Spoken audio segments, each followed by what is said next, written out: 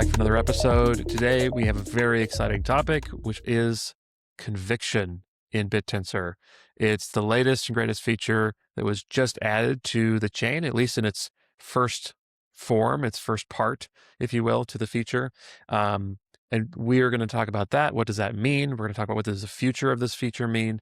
And we're going to break down some analysis that has been conducted by a few teams in Bittensor and kind of explore that as kind of a sounding board of what conviction is, what does it mean for the ecosystem, what should it mean in its next version, and where we're going as an ecosystem with conviction. So we have a special guest here from Yuma. We have Greg, who is the CEO of Yuma. Welcome, Greg. And of course, we have our favorite pointing object, Keith, with your favorite root vegetable, Garrett. What's up, everybody? Awesome. Yeah, Greg, thanks for joining us. Let's just dive right in. Let's just go over briefly, like, what is conviction? Why does this matter? And like, what is this? What is this intending to solve?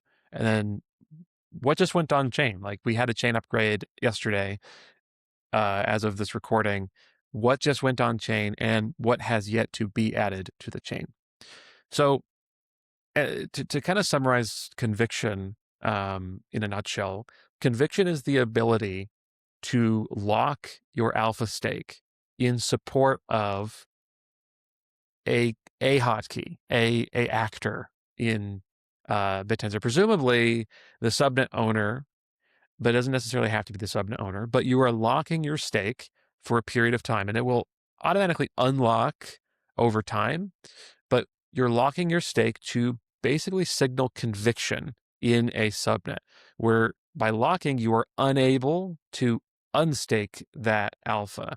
So you can't sell it or do anything like that. You are locking that alpha into the subnet for a period of time.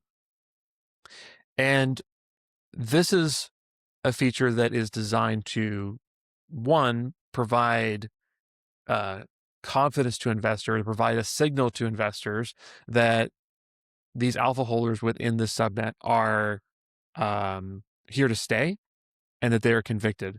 And it has an additional intended feature of solving the problem of zombie subnets or headless subnets or subnets that have maybe a subnet operator who has left the stage.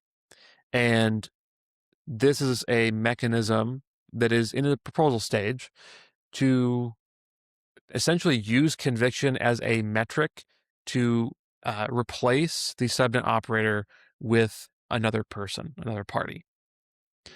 So that's kind of conviction in a nutshell of like what its purpose is and what it is. It's you're locking your stake to signal to investors that you're here to stay, and you're also locking your stake to build influence in the subnet, either in support of the subnet operator that currently exists, or in support of a challenger who can then take the position of subnet operator in that subnet. So what was put on chain yesterday? The part that was put on chain yesterday is just the primitive, which is the locking capability. So the ability of subnets to be taken over, if you will, or the ability for subnet owners or operators to be replaced, that is not on chain right now. And nor is any form of auto locking or any feature that would directly impact specific parties in terms of locked funds or challenged subnet slots or anything like that. So it's essentially conviction without the teeth. It is the base primitive that allows people to lock stake, primarily to signal to investors that they're here to stay. But what's also happening is the logic by which the like subnet takeover, if you will, the logic by which that would be decided, that is on chain, so you can tell if there's a challenger. But the actual ability for subnets to be taken over is not on chain. So right now it's just a primitive, and it's something you can play with, and it's just the ability to lock. So with that in mind, we've had a few teams here that have conducted some analysis of conviction. And this is conviction in its entirety, both in its current form and in the form that is being proposed with the subnet takeover capability. But this analysis covers a wide range of potential impacts to the ecosystem, including direct code on-chain analysis, as well as market analysis and simulation of what some scenarios might look like in a post-conviction world where subnets can be taken over by high conviction players, where investors can see positive signal from highly convicted alpha holders, including the subnet owner, um, and everything underneath that as well. So let's just dive right into this analysis, and let's identify some key takeaways. So Greg, you're one of the well, you probably were the tip of the spear here with this analysis that was done, and at least from Yuma's part. What is your key takeaway of conviction, and how has your perspective of conviction changed after doing this analysis? I would start with the problem that it's trying to address. And so, well, one of the first things that we did was look at the actual core problems. And we did realize that there are some subnets that are what we would call structurally immune, i.e., if everything in of all of their staked alpha was sold into the pool, they would be at multiples of the deregistration price, meaning that there's effectively no way to get them down in their current state to deregistration. If someone were to leave or whatever it might be, that would be relevant. So there's definitely a price discovery difficulty that we're seeing on the chain, and we have some data and numbers that we'll share around that. And then we've also seen in the past, we looked at some examples of where this has been problematic, where you have a subnet operator or a large party that has a lot of stake. And we definitely did identify some problems there. So long story short, I think we definitely validated the problem. And that is always helpful to start with. In terms of the outcomes, I'm happy to give you my opinion, which I would separate from the data itself. The analysis was done exclusively objectively. My personal opinion coming out of this is that there is room for conviction, the locking portion, to be extremely valuable as an optional tool for subnet operators to signal to their investors. And the the way that we deal with zombie subnets, I think warrants revisiting, given some of the problem vectors that we identified in the current model for the takeover. And I'll leave it there, just keep it brief, and as we go through this, that'll make more sense. Yeah, no, makes sense. And then Keith, your what's your take on conviction, just like as you know it today, not yet looking into this analysis and seeing where the data is taking us, but just kind of your perspective as a as a prominent figure within the ecosystem. Is conviction on the whole good? Are there some risks? Or is it what's your take on it? Yeah, maybe we can kind of look at this from the different parties that it affects. So the the majority of people that this is going to affect from just a numbers perspective, obviously it hits the subnet owner with the greatest impact. But from a numbers perspective, the most people that are impacted are investors in subnets themselves. And one of the things as you invest into subnets is you kind of, start dipping your toe into the Bittensor alpha game. Uh, One of the most valuable signals that you can possibly have is knowing whether a existing holder in a subnet that you're interested in is likely or unlikely to sell in the near future. And many thousands and probably tens of thousands of hours have been burnt by participants in dynamic Tau over the last 15, 16 months here, trying to determine, okay, I like this thing. That analysis is done. I like this subnet. I like this team. I want to get in. Is this the right time? Am I safe here? How much alpha is riding off of this subnet waiting to, scalp the next 5-10% increase in price?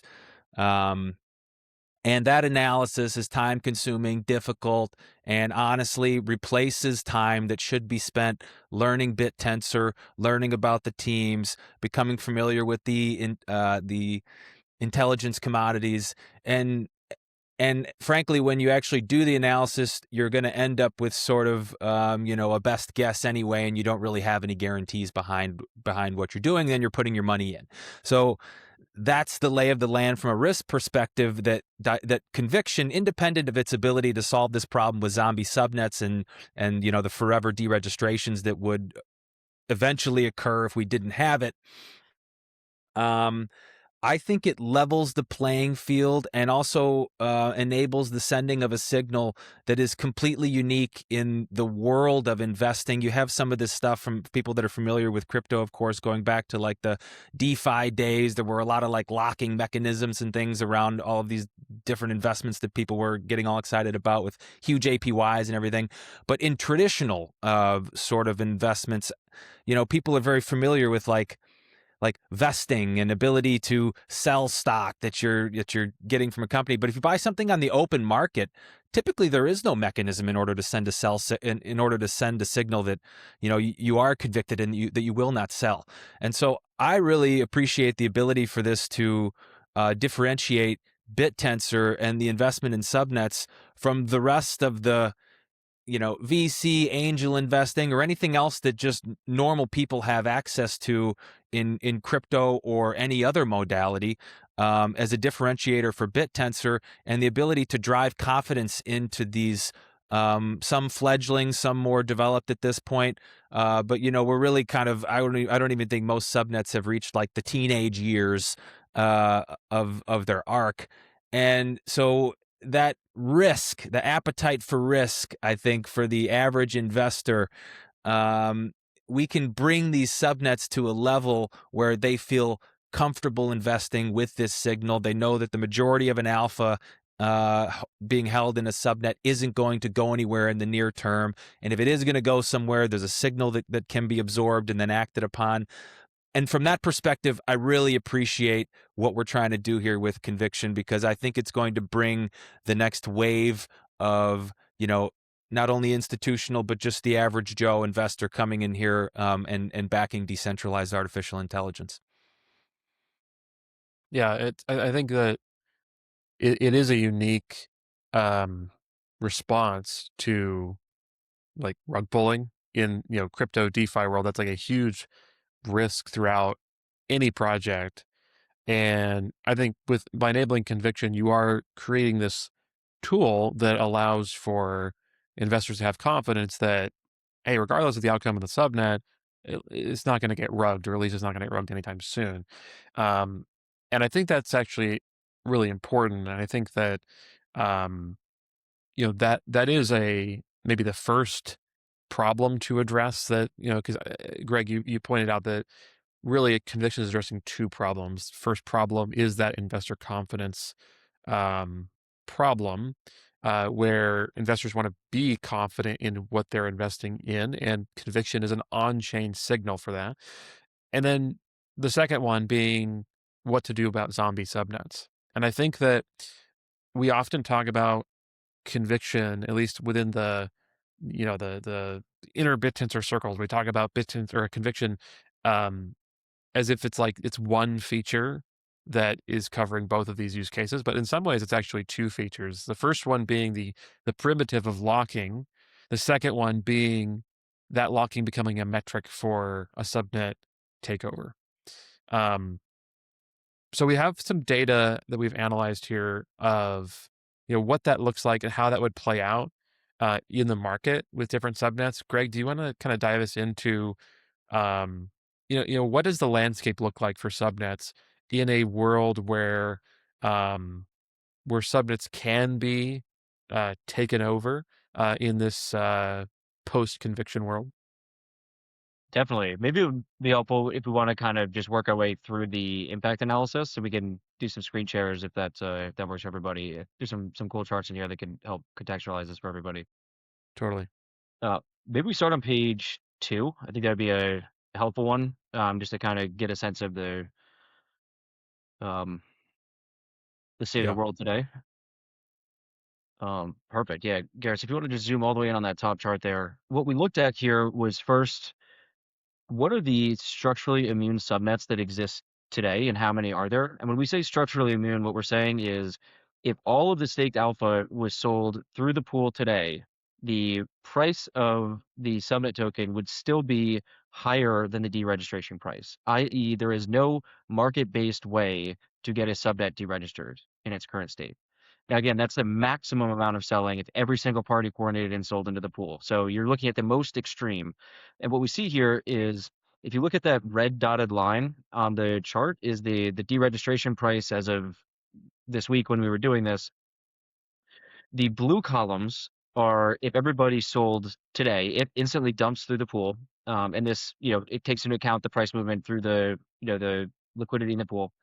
And what you can see is something like shoots all the way on the left would be something like 6x the deregistration price, and you've got close to 30 here that are technically structurally immune in that sense. So Bittensor has a native function, obviously, where there's 7,200 alpha that are emitted per day. Those are going to, effectively inflate the amount that is available to sell into the pool. And if you continue to sell those over time, what we did is basically said, if after 1 year, 2 years, and 3 years, every single alpha that was emitted was sold into the pool, would it get down to today's deregistration price? And again, we're using a stable deregistration price that could move, but you have to pick a number, and so we use today's. And what we see is that most of them would eventually get down below that number. However, there's a couple practical realities here that have to be taken into account.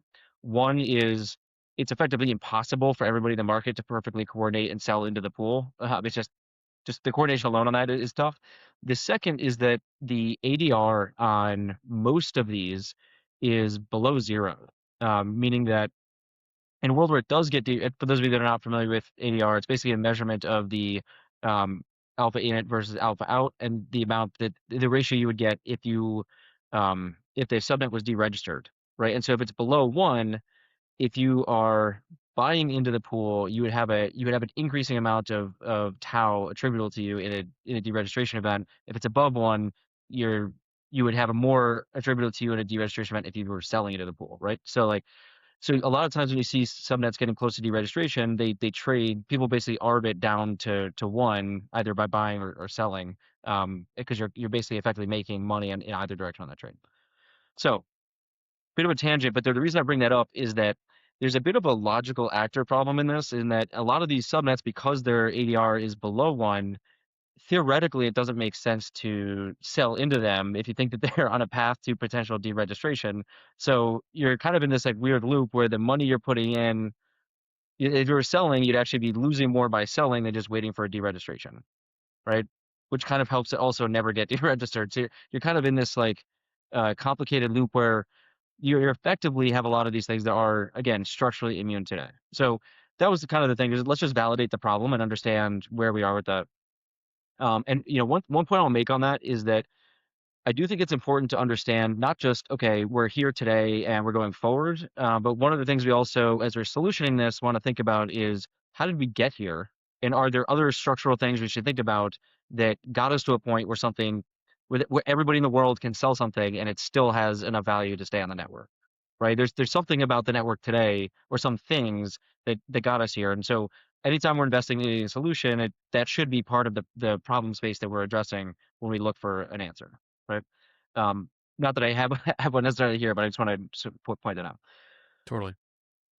So that's the idea of the second half of conviction is looking at what do we do if somebody like the Covenant subnets were to the operator to leave and you have all this tau sitting there, you have a useful subnet slot in a world of capped subnet slots. That's it's basically like an abandoned factory sitting in the middle of town, taking up valuable real estate, right? So we looked at that and said, okay, validated the problem, it's real. At least has the potential to be real and widespread if more actors turned out to be walkaways. So then we looked at, okay, let's go through, if we were to do what conviction is proposing, we looked at all the different parties, operators, investors, the we'll go through it as we go. So starting with operators, one of the things we looked at is if we're saying that conviction is going to lock up emissions for subnet operators, we first wanted to look at what are operators doing with their alpha today.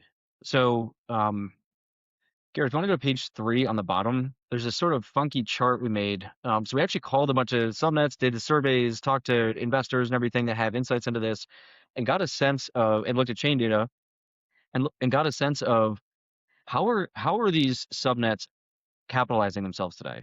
Which of them are using subnet emissions, which of them are not? And can we notice any patterns there? So what you see here, I'm gonna try to explain this because we sort of made up this chart structure. On the left-hand side of the spectrum, you have subnets who have sold 0% of the alpha that they've emitted. On the right-hand side is 100% of the alpha that they've gotten as an operator.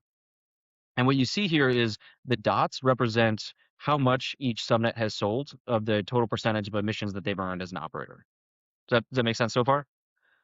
The Yeah, color coding that we did was looking at, do they have external funding or do they not have external funding? And so you can see the first pattern that emerges here is that the blue dots, the ones that have sold more, that are the ones that have not gotten external funding. That means they're not doing something else on Bittensor, like mining or having been an early holder. They don't have another company that they're working out of that is somehow otherwise funding this, or they haven't raised an equity round as a subnet focused company, right? These are firms that are relying on emissions. There is a cohort of those. The ones that are less reliant on emissions and have sold less are the orange ones on that sort of left orange cluster there, and they have some sort of external funding through one of those methods I mentioned before. There is what I would call sort of like a to be determined group all the way on the left, and these are generally earlier subnets that have just gotten started, and they're looking for some sort of funding, either external or planning to sell alpha into the pool. So they'll be moving somewhere to the right on this chart, right? And the reason we wanted to look at this is there was a very distinct pattern that emerged when we were looking at this in saying there are some subnets that are surviving based on the emissions that they're getting as operators and selling into the pool. And and obviously there are some that don't need it. And one of the things that this called out for us is that if you were to just immediately lock all the emissions automatically for a subnet, then what you're doing is effectively kneecapping the cohort of parties that are showing up on this network without an alternative source of funding on day one. Does that make sense? So you're basically precluding yourself to that orange cohort that has some other sort of set of funding. And I will say also there was a qualitative filter on this. So the authors of this paper were your folks at Tau.com, Unsupervised Capital, and us at Yuma. The parties that we called on this are all parties that we would consider legitimate, honest, worthwhile, like serious subnets. So I would consider all of these parties as people that we would want on the network, right? We're not giving the names for obvious reasons. 'Cause we're talking about their financing plans, and they were nice enough to share those, so it's anonymized. But you can assume through the qualifications of the parties that ask them that these are all subnets we would want on the network. And so we have to ask ourselves, if we're locking emissions for subnets, are we ready to lock out a cohort of legitimate subnets from being able to make it through the earliest days, right? So just something to think about. Um, so we don't want conviction to, as a consequence, steer away the subnets that are pure Bittensor. Whereas right now, this data is showing that that there are a lot of subnets that are heavily dependent on their alpha supply as capital, that are the pure Bittensor plays. And by introducing conviction where they have to lock their stake to compete with a challenger, that could create a risk. Is that kind of what this chart is displaying here? that's definitely part of it. Um, and it also depends. Yes, short answer, yes. And I'm going to switch out of the objective analysis hat and into my opinions about what I learned from this.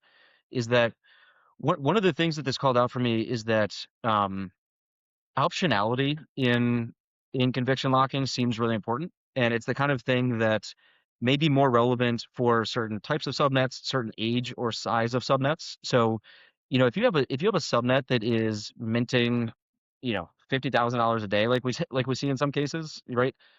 It might make sense, and if they're sitting on a massive pool of liquidity, it's a perfectly valid thing to say, okay, the operator is sitting on, I don't know, in Sam's case, $10 million worth of liquidity. You do not need all of that right now to operate the subnet. make us all comfortable and lock lock a good chunk of that, because there's no reason you're telling me that you're going to use that to produce value for all the other stakeholders here. If you are a smaller, earlier stage subnet and you are dependent on your emissions, it's actually in the interest of the investors and the rest of the network if you're using whatever resources you have to go grow value in your subnet. And that might mean hiring an engineer. It might mean doing more marketing and whatever it is, but go grow value in this thing and use the capital that the network is providing to create more value than the network is giving you. Right? So, okay, I think in the proposal for the like subnet takeover logic, it would basically be like the ability to be taken over would be kind of turned on a per subnet basis based on a couple of metrics. First, it would be the age of the subnet. I think that it would be like a year of existence as a requirement. Like a subnet has to be at least a year old in order for it to be turned on, and then and additionally, at least 10% of the alpha supply needs to be locked in order for it to be turned on. How does that change, or does it change your perspective there if these newer subnets are essentially immune from being taken over? It's a really important question. I'm glad you brought that up. So you're spot on, right? This doesn't factor in for a year. But the question then becomes, what are these subnets doing for that first year with the emissions that they're earning? And so in a world where they're not just holding all of their capital, they're not going to have that head start in terms, or sorry, I should say holding all of their emissions. They're not going to have a year of head start of building up emissions if they've been using those emissions to fund the operations of the entity, right? And so it might start after a year, but if somebody needs to use it, then they're basically gonna they could be at day 366 functioning in terms of operating or sort of emissions held as like a day one company effectively, and they could be doing great things. And I don't want to call any of them out by name, but we looked at some of the individual subnets, some of the really even top performers, some of the top emission gainers right now, that have been selling emissions. And these are people I've interacted with. I am very convinced that they're extremely legitimate actors that have been selling a lot of their emissions, right? And so if they get to year one, and some of them, some cases past that, they've been doing the right thing by, at least in my mind, by using capital productively.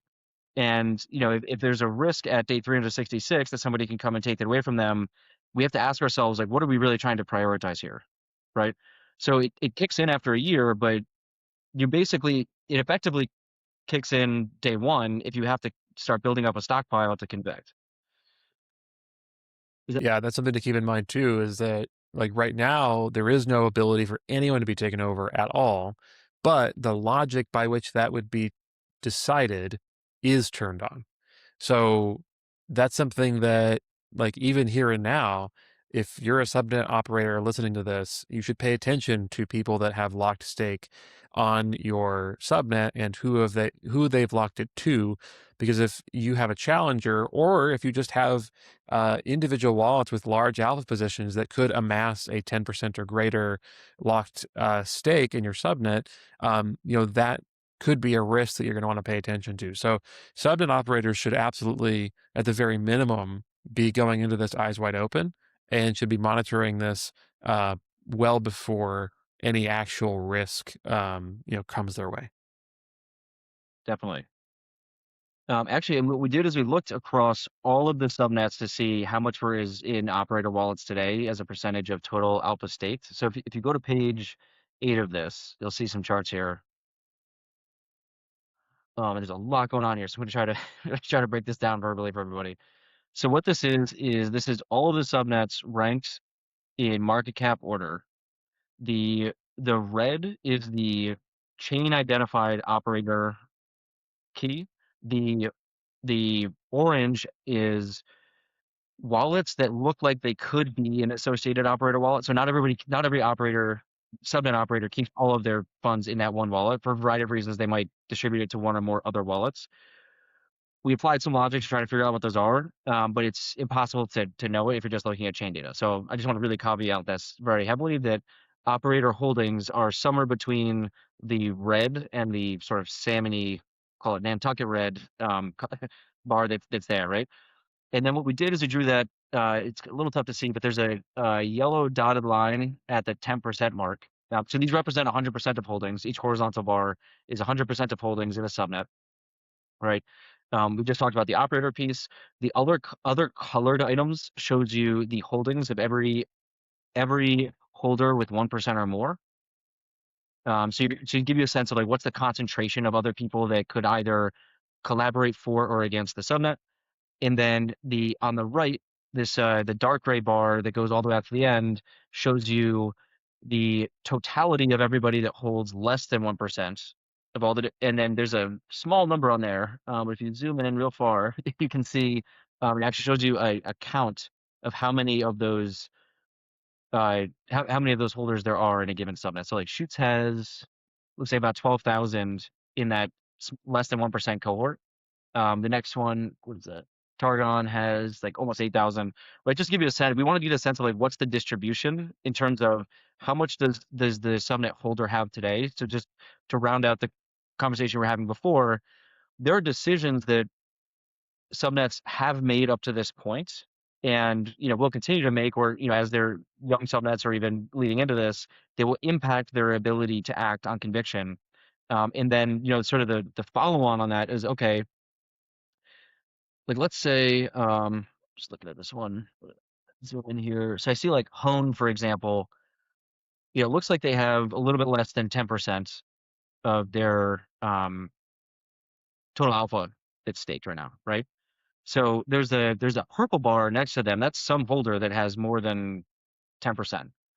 If that person were to try to convict against Hone, they would have a good chance of taking over the subnet, and Hone would have to go get one of these other large parties or some smattering of many other smaller parties in order to overpower that conviction if it were to occur. Does that make sense?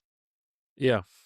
And so it's like it's very tough to do this on a market wide basis, but that's what we're trying to do because every subnet's going to be in such a different situation. But by laying it all out here, we got sort of you can get a meta visual of where every subnet sits and what their risk levels would be of a single party trying to take them over, or how many other parties it'd have to go to if that were to occur, that sort of thing. And see, like even here, like so this is Subnet 11 here. They have a higher than 10% stake, but the logic isn't that whoever has 10% wins. It's 10% is just the enabler for the takeover feature. So let's say that was enabled. I mean, the purple player here could still overtake the owner, or a few of these guys could band together and do the same thing. So I think this chart is really interesting that shows kind of the risk profile for any given subnet being taken over, where some have a very low risk, like subnet 12, for example, but some have a pretty difficult job if they do get challenged. Yeah, absolutely. And one other thing, just as you're reviewing this, we highlighted in yellow the names of the subnets that are a year older or more that conviction would be relevant for today. If they're younger than a year, it's gray, just to give a sense of Gotcha. how Okay. imminent this would be. And again, like there's no like magic answers in this. It's more of just trying to get a sense of where things are. Yeah, and you see such a range in terms of the potential risk for a subnet getting taken over, just depending on their current dynamics. Sure. No, this is really interesting. Um, Keith, have you seen any metrics like this before, and kind of how does this make you feel having seen those? Like, what's your reaction here? This is the exact thing I try to put together, and I just do it mentally when I'm investing in a subnet myself to sort of create a risk profile as to what I'm getting involved in here. Because essentially you're trying to figure out like who's on this journey with me and where are we going? Are we going to 2x land? Are we going to 5x land? Are we all trying to get to 10x land? And so this kind of little bit of a cheat sheet. Obviously, it's really hard to tell when we use these sort of generalizations as to which of these wallets is linked to other ones. And I just from eyeballing this with a couple of subnets that I know very well, there's a couple of combination, there's some bigger chunks here that don't show up in the data. And of course, that's because sometimes people don't want that data to be out there, so they intentionally obfuscate their investments, and there's no way to show that here. But I think this information is great. I guess I would challenge us to go to like the next step. So let's assume we've got one of these wallets on a vulnerable subnet because the owner's hovering at 10, 12% or whatever, and the next largest player is at 20% of the subnet or at 15% or more than the owner, right? And at this stage, you know, prior to 6 weeks ago, the maybe even 8 weeks ago, whenever the you know, the whole covenant thing happened, there really was not any hints or you know, notice to anybody that's investing in alpha that anything like this was coming in.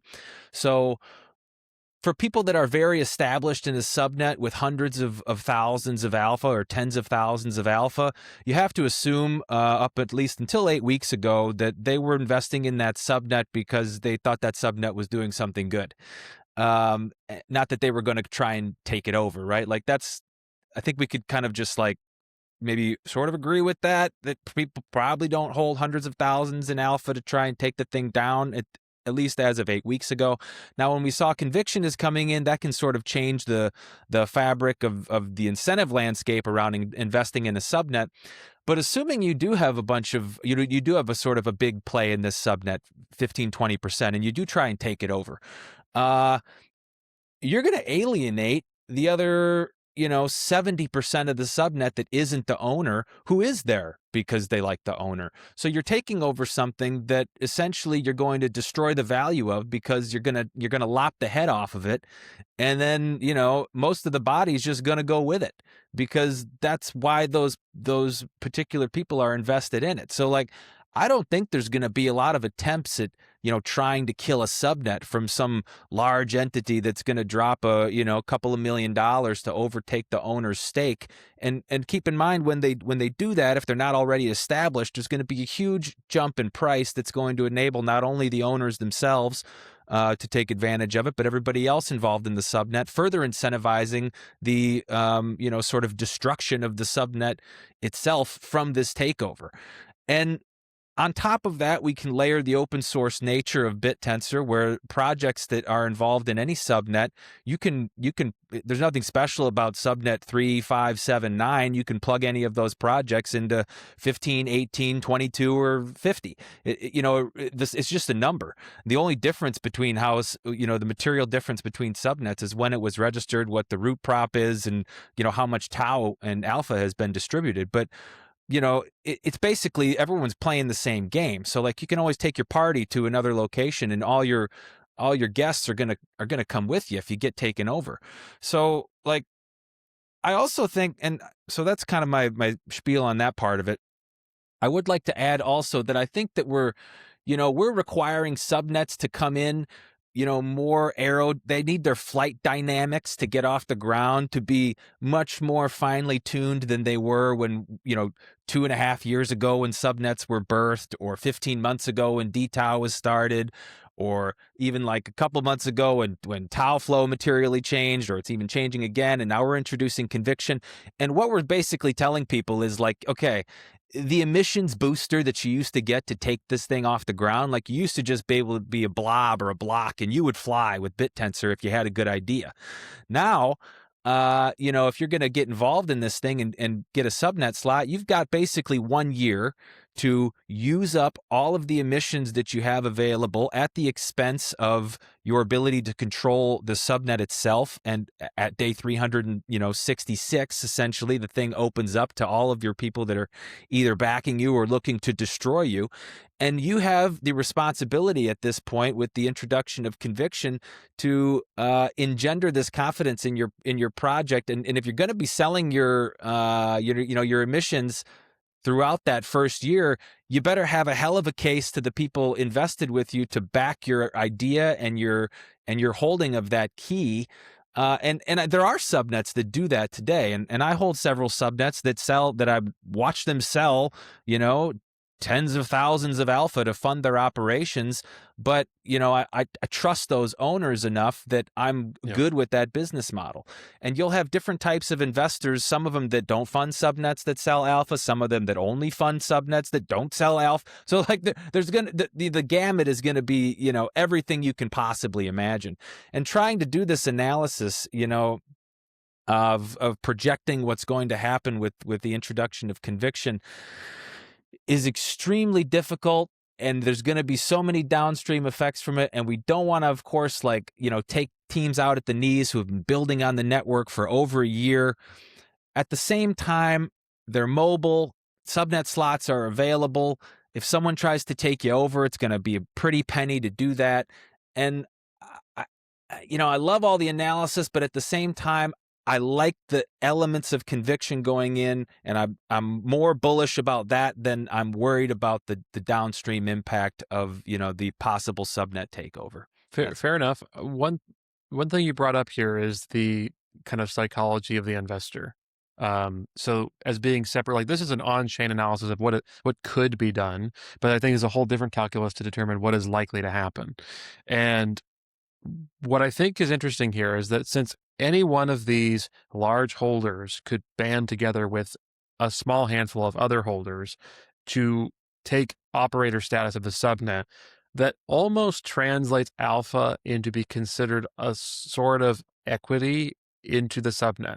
And maybe that's not something that we want to go down. Yeah, I want to be really careful we don't conflate the two, just for a variety of reasons, both financially and regulatorily. So there are things that could represent certain interests, in terms of like in, return profiles and things like that. But I would be really careful that we're not conflating tokens with securities. Sure. Yeah. These tokens are not equities in businesses or anything of the sort. But I think the psychology of the investment here is factoring in the influence of other alpha holders, where previously you might say, okay, there's maybe some big whales that have invested into this subnet. That's positive signal for me because, hey, if these guys invested, then maybe I should too. They believed in the subnet. Now I think there's an opportunity to shift where you're saying, oh, there's some big whales that have invested. Does that mean this subnet's volatility just went up because of what's possible with the subnet takeover? So there's And I think that some market data that we looked at on this. It might be worth reviewing that. I think Keith brought up some really good points though, which are like, what is the actual probability and why? There has to be a motive to do something expensive and difficult like this. So I think it's worth addressing both of those, or just at least looking at some objective data around that. It might be worth starting on page 10, Garrett, because what we looked at is like, okay, what is the actual? Let's assume for a second that there was a let's say there was an attack happening or somebody or an operator convicting. What's the likelihood that other parties are going to convict? And that's a really tough thing to measure because we can't get in everybody's head. What you can do is look at like what are the parties that are um, you can start categorizing people and starting to assess likelihood, right? So what we looked at here is trying to get a sense of what are the active versus passive investors in Bittensor and some other analogous markets that are more mature. And so, just to call out a couple highlights here, right? So first of all, only about 20% of Tau is in pools today. So the entire Bittensor market, you have a fairly high concentration of holders that are even in subnets. And one of the things that's really striking when you look at the chain data is you've got almost a third of the total Tau on the network is neither in subnets or staked at all. They're just sitting there giving up tens of millions of dollars of free money, and just not taking free yield, right? So to me, that means there's a third of the network right now that is completely disinterested in participating in anything because they're not even going to take free money by clicking a button, right? So let's assume that like at least where we are today, a third is like unavailable to interact with, and it's certainly not going to go down to the conviction level. You have the root Tau people that are staked, so they're at least paying attention, but for whatever reason have said subnets aren't for me right now. And I think for all of us, it's very obvious that subnets are a much more attractive play if you're doing it the right way and have the right portfolio. There's just so many structural things that that benefit subnets. So there's about half the people haven't even quite gotten there, but are sort of active but aren't there. So you've got basically only 20% of the network that's even paying enough attention to be in subnets at all today, right? So we're dealing with a pretty concentrated group.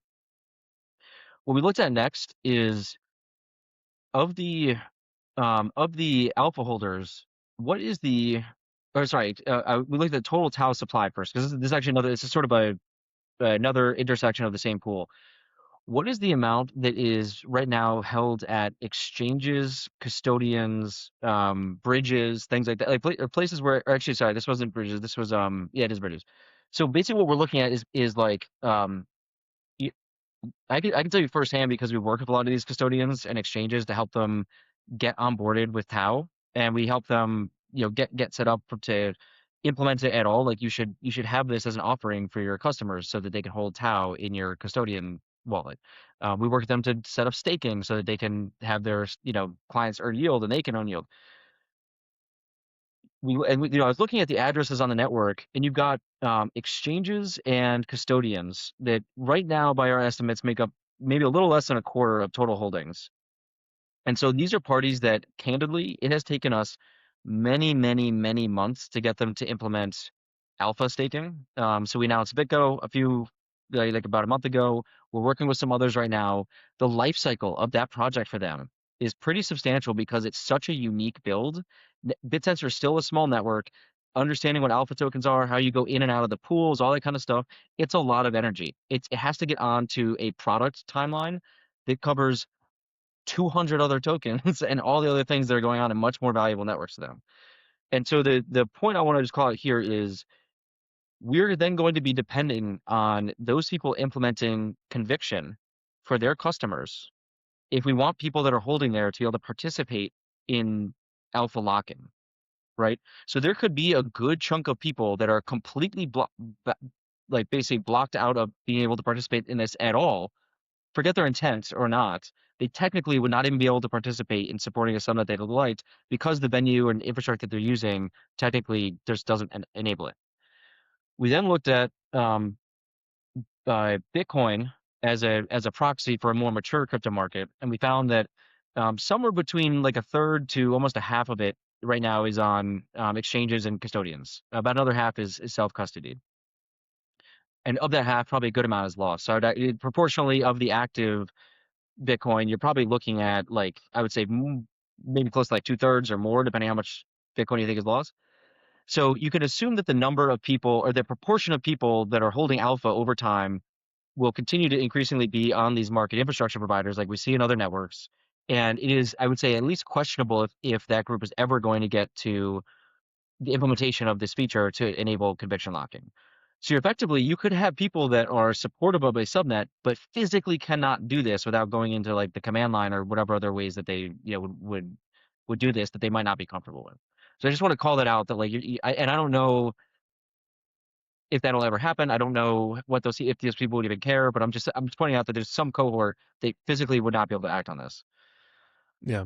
Yeah. I The think other that anytime we add additional functionality to BitTensor, that's always the question that gets raised is like, are you adding so much so much additional complexity that the juice isn't worth the squeeze? I think that like regardless about the pros and cons of the conviction feature itself, I think calling out this kind of participation is important for any feature that we add because that creates additional burden on the tooling for people to interact with BitTensor in order to play, and the responsibility is going to be on that tooling. So some tools are native to BitTensor and they can be very responsive, but some tools are not going to be, like the large exchanges, et cetera. And there's a lot of tau and potentially alpha that's going to exist on those exchanges, and that's always something to take into consideration. So good point.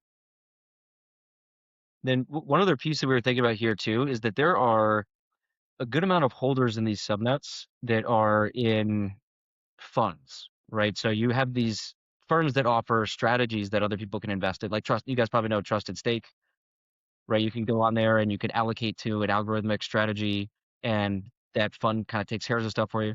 Mentat Minds is similar. They have strategies. You invest in them, and they can invest your funds for you. Obviously, Yuma Asset Management, we've got a substantial amount of money. We've got a sales team going out and bringing more money into the network to get money invested into subnets. These type of funds have strategies, and in our case, legal contracts that create a mandate for how the fund is supposed to behave, including regular rebalancing to try to hit some target state of your portfolio.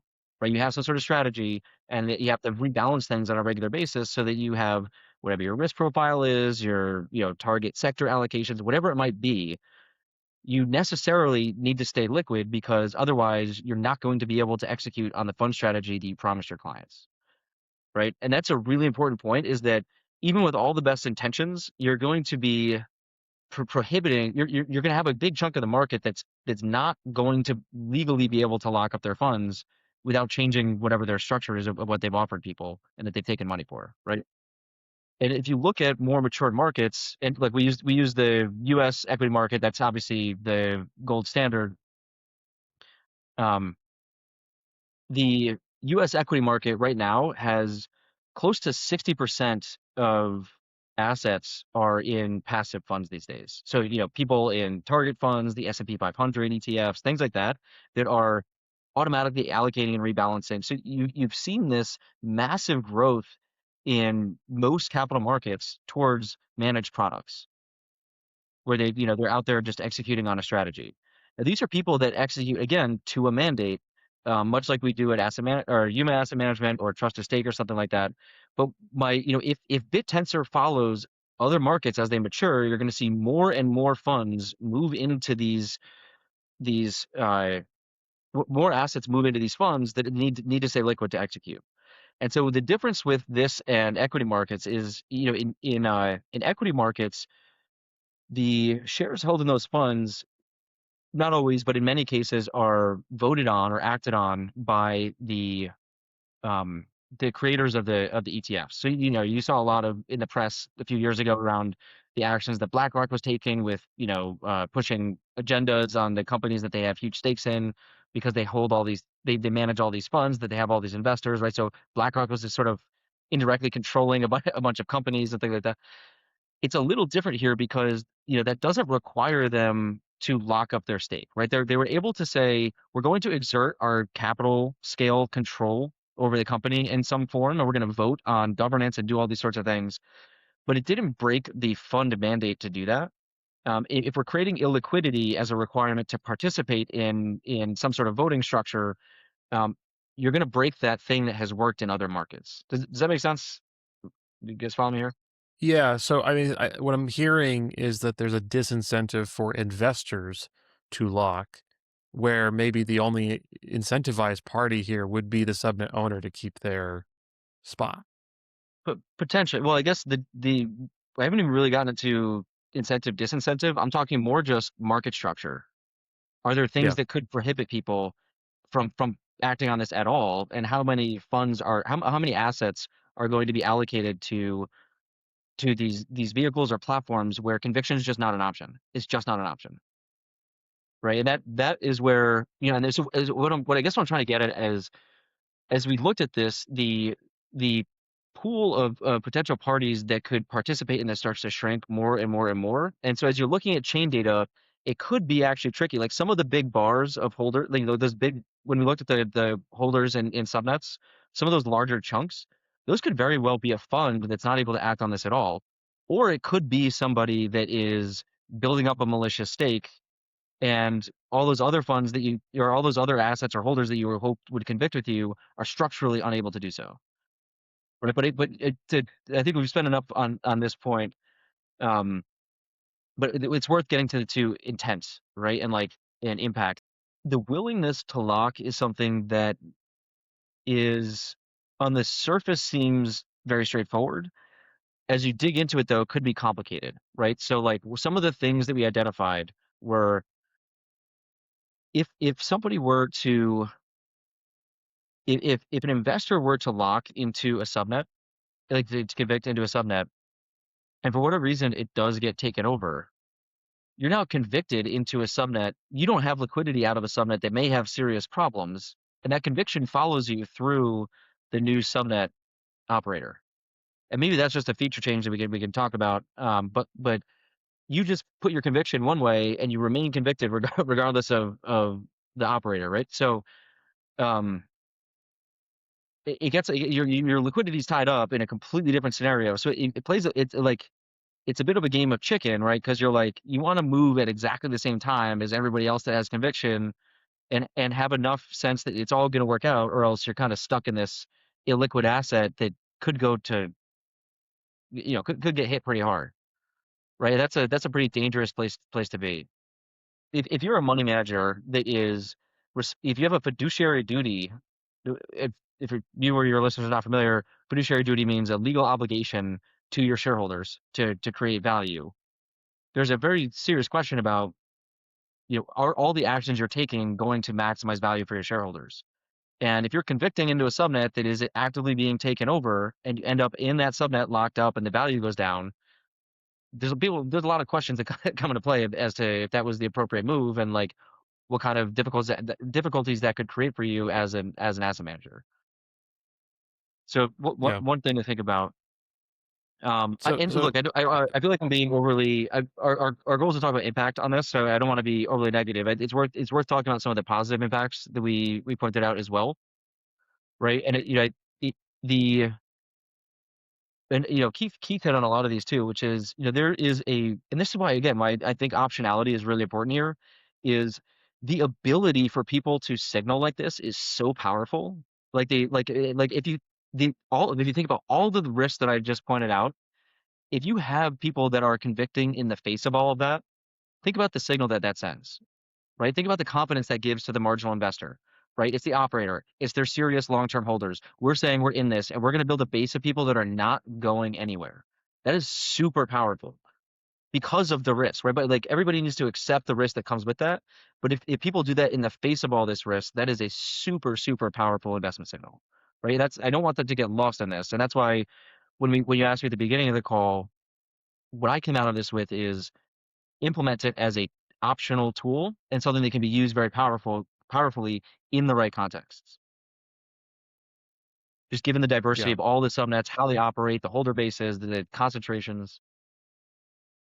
So is that the prescription then? Is that we allow conviction to be a tool for people to signal, well, conviction, but for the players that do not see the value, or they're unable to participate in conviction for whatever reason, that we shouldn't compel them to, either via some sort of automatic mechanism on the chain, or perhaps by some sort of competition.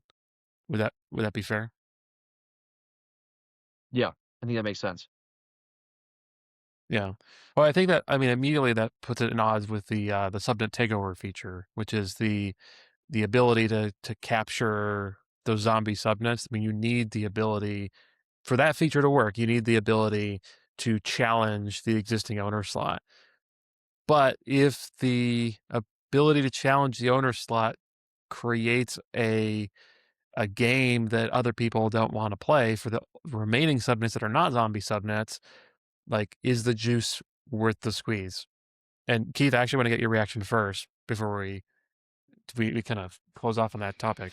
What do you think? I don't expect any subnet owner would actually want to play this game. Like you're gonna click the button on your subnet that says like allow my subnet to be taken over. There's gonna be very few subnets that actually click that button, and the ones that click it, probably you don't want to buy them anyway. Some of them, so like there's a kind of a competing sort of incentive there. Um, Going back to what Greg kind of ended with is that the level of conviction required in the way that it's currently written and was, added to the chain yesterday, the level of conviction required to actually press the button to lock your alpha is extremely high. And I think that's going to, it's really going to solve all of these problems that people are worried about, specifically the unlock time. We haven't brought it up on the pod here, but I guess it is 90 days for a half-life. So if you lock your alpha to the owner key, for example, and then you decide you want to sell, you lock 100% of your alpha and you decide you want to sell it, 90 days later, you can only sell half of it. And, 90 days after that, so half a year, you can only sell 75% of it. So to Greg's point, your ability to basically exit if something goes wrong is extremely limited, based upon, this half-life concept of unlocking your locked alpha. And that introduces, the lack of like agility or manipulation that the people that we're worried about, they draw off of that ability in order to like rug or do crazy stuff with stuff. Like they need that ability to move their funds around. And so by having that half-life be 90 days, I think we've solved like many of the people that are either going to be involved from a takeover perspective or from just a speculative investor strategy. And what we're left with then is subnets that are going to have the people that are locking within them believe so strongly in what's being built there that their dedication is undeniable, and that then goes into the value proposition of the subnet itself because of the large percentage locked. So that's kind of where I land on that stuff. I actually want to agree with something that Keith said, um, in that your point about no subnet owner would hit. I want to be participate in subnet takeover, right? Right, and like what concerns me about that is I think a lot about the marginal builder on Bittensor and how we're going to get the most and the best builders. And if we're creating an environment where builders are saying, I don't want that feature, it's a very hard thing for me to get over the hill to say, let's put that in, right? So like a forced thing that like and we're all so steeped in this. We've been studying this for years. Like we built out all this tooling and companies and everything, right? Like for most people that are just working on their AI project or their science project or whatever it is a very challenging thing already for people to understand what's going on with Bittensor, right? And if it's like, and then we're putting in there this switch that they can't turn off that none of them want on, that gives me concern about what it could do to the marginal builder. And like I see the way I see Bittensor right now is we've come a long way, but it's relatively small compared to the potential, right? I see so much in this network that the opportunity is so asymmetric. I am so much more concerned about how do we maximize the upside than how do we minimize downside risk at this point, right? Because, okay, fine, there's a few $1 billion of value in here right now. I see hundreds of billions of value here, if not more, if we can get the best builders in to produce the most value. And I kind of like, I don't want to be, I don't want this to come out the wrong way. I kind of see like, I, I kind of see the Subnet takeover as kind of like chemotherapy, right? It is something you're blasting everything in the body with, and you're going to terminate good. You risk terminating good cells. You risk creating a very difficult environment to live in because you're targeting a minute amount of cells. And you do that when you have something that is metastasizing. You have to shut it down. You have to stop it immediately, or it will spread throughout the entire network. I don't see the I don't see the a covenant situation being a cancer on the network right now. I see it being largely an isolated incident that would be heavily mitigated by the locking mechanism to the point where if you got big enough to create a dramatic enough exit on the network, you should be locking enough of that state to give people conviction that to show the conviction that you're not going to do that, right? But if with that step, I really think you stop a lot of the cancerous activity, so to speak, of things that could spread as, oh, that was a good idea. Look how much money he made. I'm going to go do the same thing, right? I don't think we need the chemo side of it that will create this overhead for all these productive subnets. And especially, I think so much also about, even in a world where it's unlikely, this is now another thing. This is a tax on the mind share of all these builders. It's some percentage of their time they're constantly going to be looking over their shoulder wondering, do I have enough conviction? Is somebody going to come after me? Do I have to worry about, like, I want them focusing on building. I want them focusing on creating intelligence commodities. I want them focusing on marketing for their businesses. I want them focusing on getting clients. Like the creating a PvP situation for their core intelligence production machine seems like a good way to create a huge amount of distraction that these people cannot afford. Right. And so when I go back to the asymmetric opportunity here, I am so focused on how do we get more of the upside? And I don't know this is getting us more upside. I feel like we're trading some downside protection for a lot of upside risk. I do think, as we identified at the very beginning of this discussion, there is a real issue with structurally immune subnets, and we do have a few of them already that are sitting there as those abandoned factories. They're a total blight on the network right now. We could live with them there, but wouldn't it be nice if we could free up slots for 3 more productive subnets? I think the problem space that the takeover attempts to address is a worthwhile problem space to go figure out how to fix it. I'm just very cautious to do it in a way that would hinder productive and honest builders. Yeah, no, I think that's fair, and I think that the other question is like what those slots that are like zombie subnets, like do you just allow them to dereg in some form or fashion so that the slot is available, or do you try to salvage a liquidity pool? Let the owner leave, keep the liquidity pool. I think that's actually a really big factor when it comes to the covenant subnets. This sounds like a whole another episode. Yeah, probably best for a discussion Hours for on another this. Yeah. episode. Let's do closing thoughts. Keith, go for it. I have no idea what's going to happen over the next few weeks now that we can lock our tokens. Actually, and whatever was going to happen from like malicious actors or takeover actors trying to come into subnets, they're not going to do it anyway until the feature goes live to do that. So we're not going to even see that activity. But what I do expect is that we'll see some gamesmanship around, more than 10% being locked on subnets that are over a year old to simply force the owner to sort of do the same thing. And you'll just get this, like when people can rock the boat a little bit in Bittensor, those that can do it tend to rock the boat. We have seen that now for forever. And it's just like, hey, let's see what happens if I get me and my friends to lock all my alpha to this non-owner key. Like that's going to for sure happen over the next few weeks, and I'm sure we'll enjoy with our popcorn watching that go down. Overall, though, now that we're launching it, it's been launched without the ability to take over. I'm just excited to sort of see what happens and what the appetite is for this, huge amount of like discomfort and lack of agility that locking your alpha comes with. So I'm excited to see what happens on the network here. Well said. Well, cool. Well, Greg, thanks for being a guest here on the pod. This was great. Keith, as always, wonderful to chat. Conviction, guys, this was a good discussion. So thank you all. Take care.